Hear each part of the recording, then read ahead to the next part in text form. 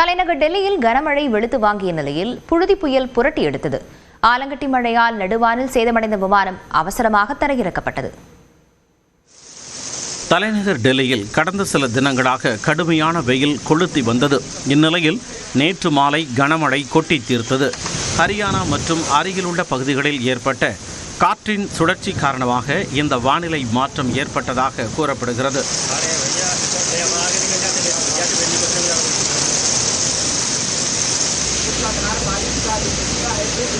மணிக்கு 79 கிலோமீட்டர் வேகம் வரை காற்று வீசிய நிலையில் புழுதி புயலால் வாகன ஓட்டிகள் கடும் இன்னலுக்கு ஆளாகினர்.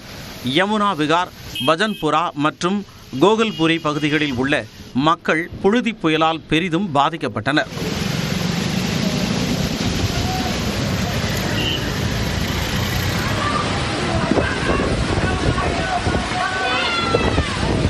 நகரின் சில பகுதிகளில் கனமழையுடன் சேர்ந்து ஆலங்கட்டி மழையும் பெய்தது.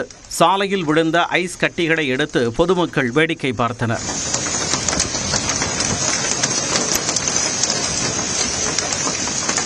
அதேபோல பலத்த காற்றால் பல பகுதிகளில் மரங்கள் விழுந்தன. சாலையில் சென்ற வாகனங்கள் மீது மரங்கள் சாய்ந்து விழுந்ததால் போக்குவரத்து பாதிக்கப்பட்டது.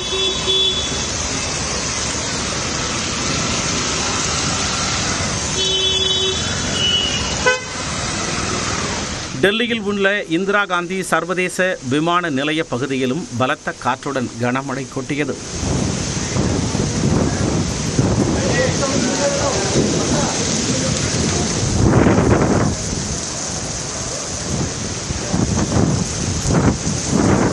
கடும் மழை மற்றும் புழுதி புயலால் டெல்லியில் இருந்து புறப்படும் விமான சேவைகளும் தரையிறங்க வேண்டிய விமான சேவைகளும் பாதிக்கப்பட்டு காலதாமதம் ஏற்பட்டது. டெல்லியில் இருந்து ஸ்ரீநகர் நோக்கி சென்ற இண்டிகோ விமானம் ஒன்று நடுவானில் பறந்து கொண்டிருந்த போது ஆலங்கட்டி மழையால் முன்பகுதி சேதமடைந்தது. பயணிகள் அச்சமடைந்த நிலையில் விமானியின் சாமர்த்தியத்தால் 227 பயணிகளுடன் விமானம் பாதுகாப்பாக ஸ்ரீநகரில் தரையிறக்கப்பட்டது.